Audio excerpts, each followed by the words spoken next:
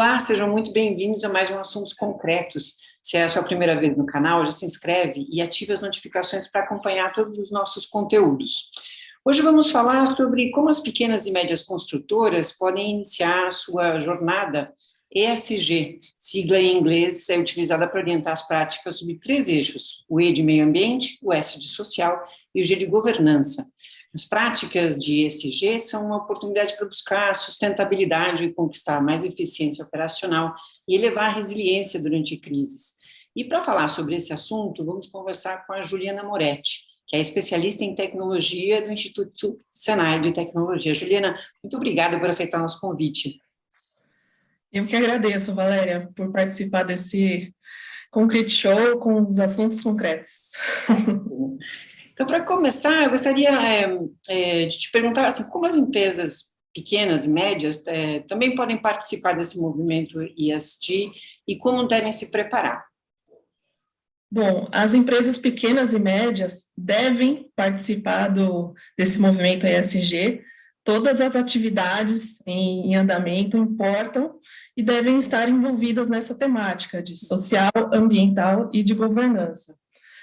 Eu separei aqui 6 princípios aqui que são bem importantes para essas empresas começarem o movimento, né? O primeiro dela é olhando para a equipe de trabalho, para os funcionários, tendo um ambiente saudável, né? Os profissionais sendo respeitados e ouvidos dentro do ambiente de trabalho é bem importante. O segundo item que eu destaco é alinhar a missão, a visão e os valores com a prática da empresa, né? Então, às vezes, muitas construtoras, empresas, têm essa missão, valores engavetados, nem os próprios funcionários sabem o que é, e isso deve estar enraizado dentro da cultura e deve ser colocado em prática todos os dias. Depois, assim, as empresas devem incorporar as diretrizes do ESG dentro da cultura da empresa, né?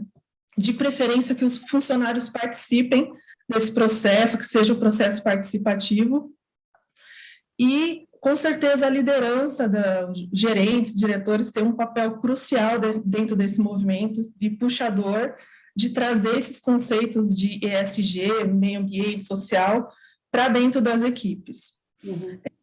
Um tema que a gente do Senai acha bem importante é a equidade de gênero, né, dentro das empresas, então trazer a diversidade de equipes.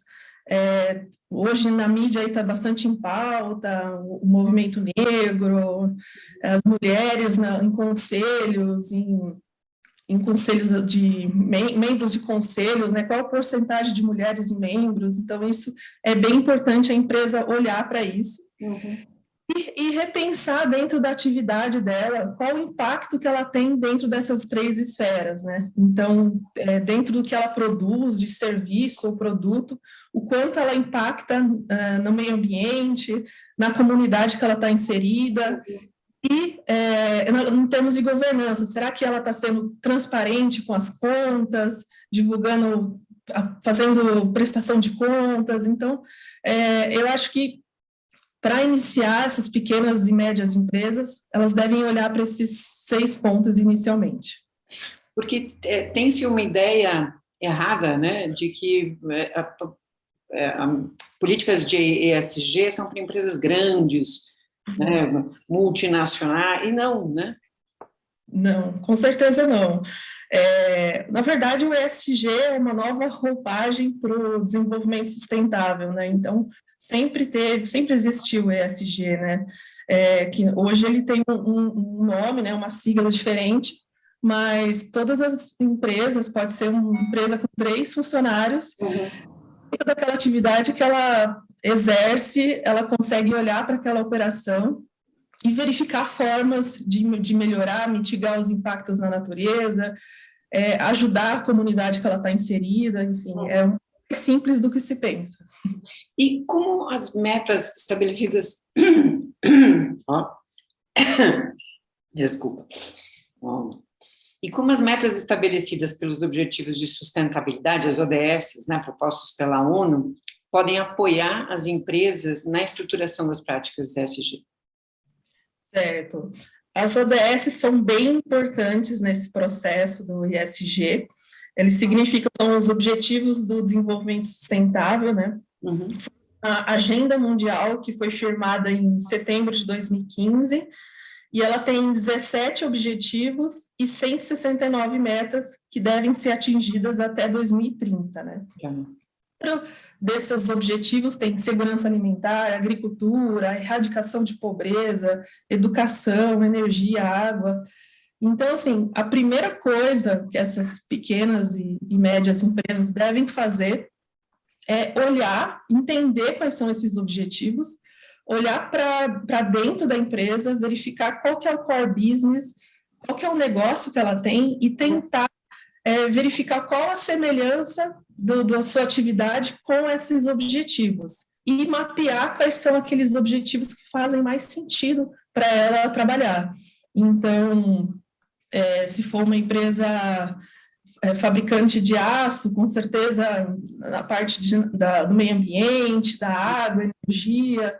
Então, a primeira coisa é a empresa olhar para si, né? Olhar para dentro, qual que é a operação, quais locais eles estão inseridos, e verificar quais as ODS têm sinergia para que possam ser incorporadas.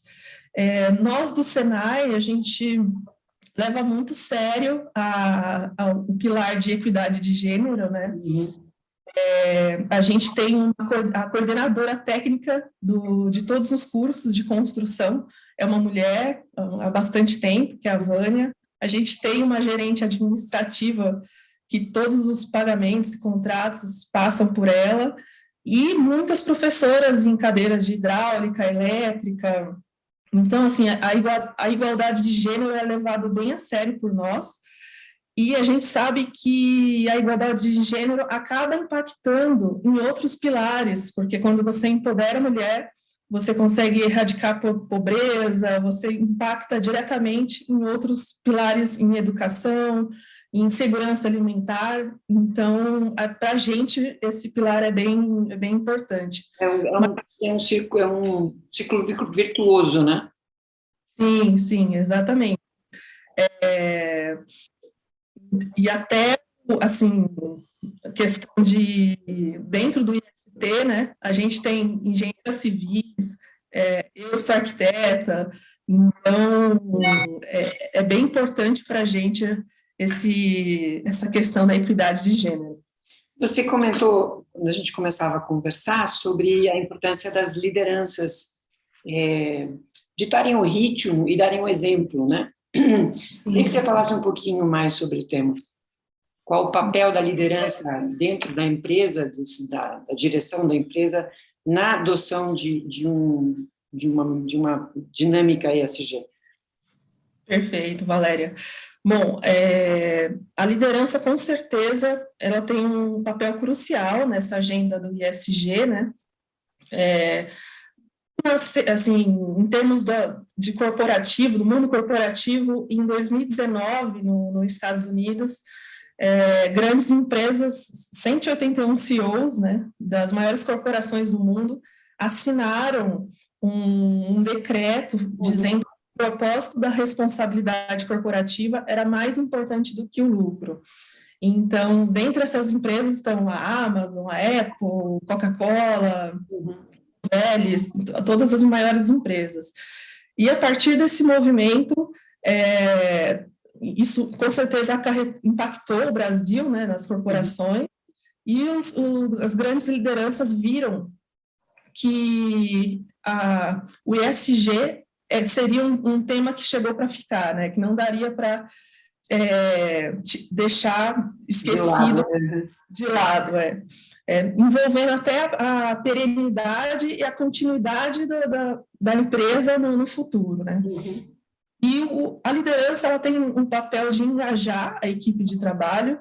Em primeiro lugar, ela deve entender, né, os conceitos de ESG, compreender e verificar e mostrar para a equipe de uma forma mais lúdica e criativa possível qual o impacto e o quanto ele traz valor para o negócio, para os clientes, para o seu de uma maneira mais prática, para sair um pouco daquela questão da fantasia, de sustentabilidade, que nunca, que é sempre como se fosse uma ilha de fantasia. Não, trazer prático, e a gente sabe que as pessoas, né, compram e se engajam com aquilo que eles conhecem e têm propriedade e conseguem entender o valor daquela ação dentro do dia a dia, né? Uhum. A liderança, junto com a área de comunicação das empresas, devem proporcionar essa comunicação bastante aberta e levando sempre para aspectos práticos para os funcionários também entrarem nesse movimento. Entendi. E como é que você vê o Brasil nesse cenário ESG, vamos dizer assim? Como é que você acha que a gente está avançando nesse sentido? São práticas que já estão no cotidiano das empresas? Existe mais facilidade de compreensão e adoção, né, dessas medidas? Como é que você vê o país? É uma pergunta grande, mas... Bom, o Brasil, a gente tem alguns índices, assim, dentro do Pacto Global, né, foi firmado aí para que o mundo inteiro trabalhasse para reduzir 45% das emissões dos gases de efeito estufa até 2030, né? Uhum.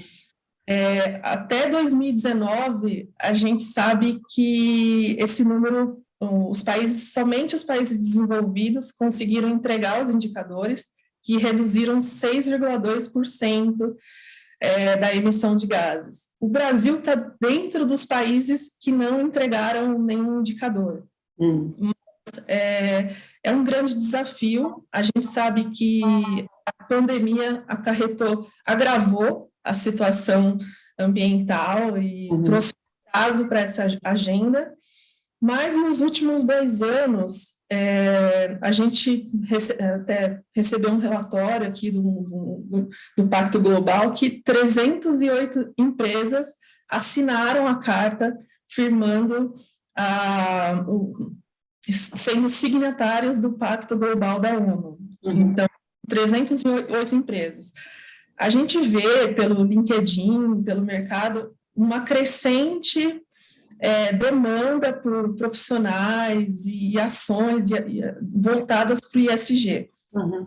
Acho que, assim, a pandemia atrasou, com certeza, está acontecendo uma mudança de mentalidade muito grande nas empresas, e com certeza eu vejo, nós do Senai, vemos como positivo o cenário nos próximos anos. A gente tem visto ações de sustentabilidade ambiental, o que tem puxado bastante também os bancos, estão criando, principalmente para a construção civil, né, linhas de crédito especiais para construções que sejam certificadas em LEED, Aqua, certificações ambientais, grandes bancos, né, Itaú, Santander, Caixa, Brasil, diminuindo os juros para construtoras que estão incorporando dentro dos projetos algum tipo de certificação ambiental. E uma coisa que foi muito importante, né, para o desenvolvimento do tema foi a Bolsa de Valores, acrescentar o ISE, né, que é o Índice de Sustentabilidade Ambiental. A Bolsa de Valores, o B3, ele está exigindo evidências concretas de sustentabilidade para empresas do mercado de valores imobiliários. Isso já faz uns 2 anos. Então, isso fez com que as empresas corressem com relatórios, com ações concretas, porque isso está virando investimento, né? Investimento palpável e recurso para a companhia, né? Então, eu acho que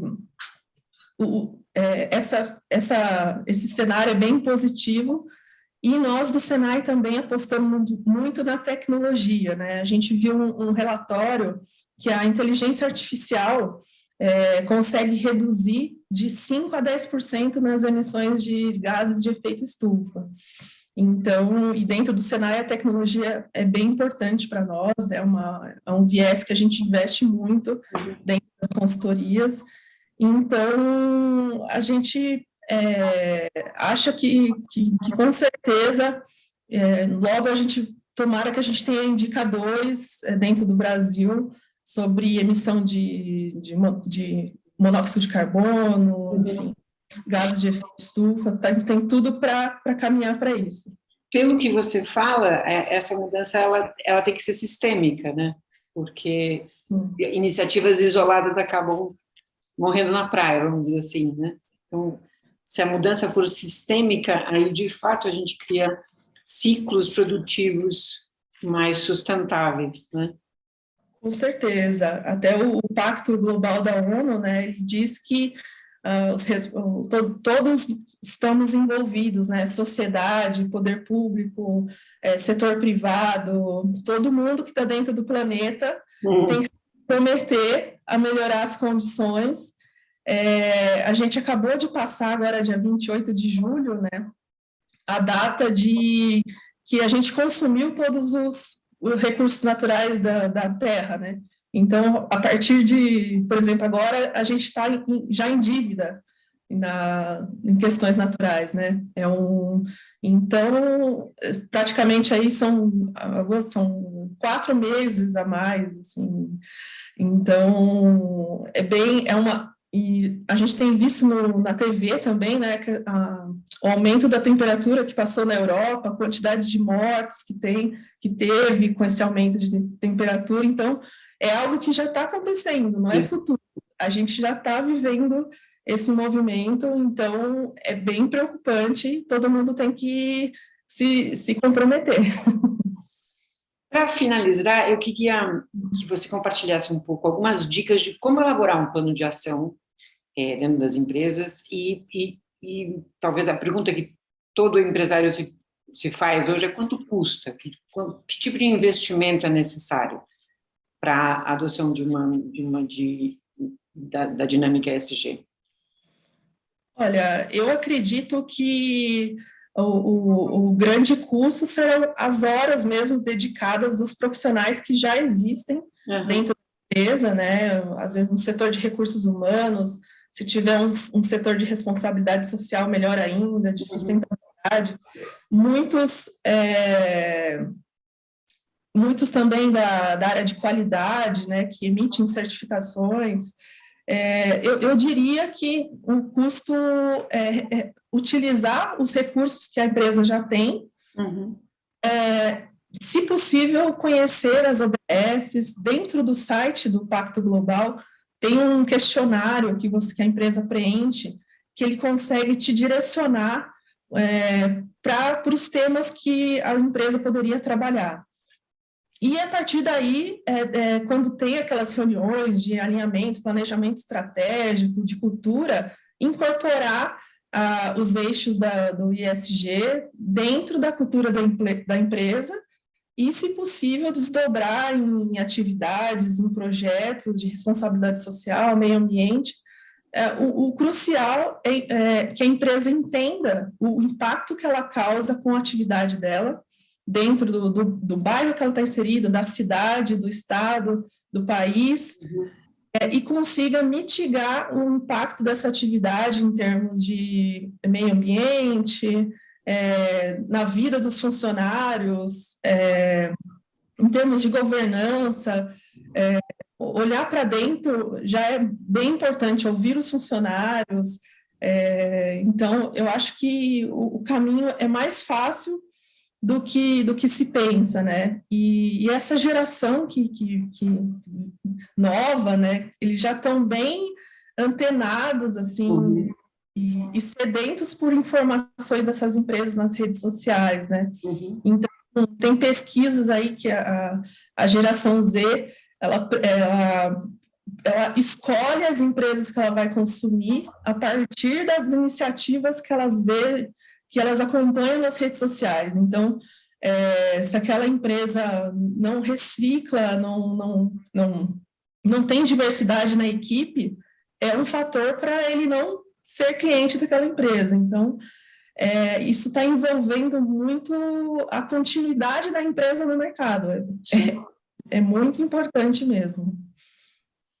Certo. Juliana, muito obrigada pelas informações que você nos deu. O canal está aberto para você voltar, a gente discutir outros assuntos.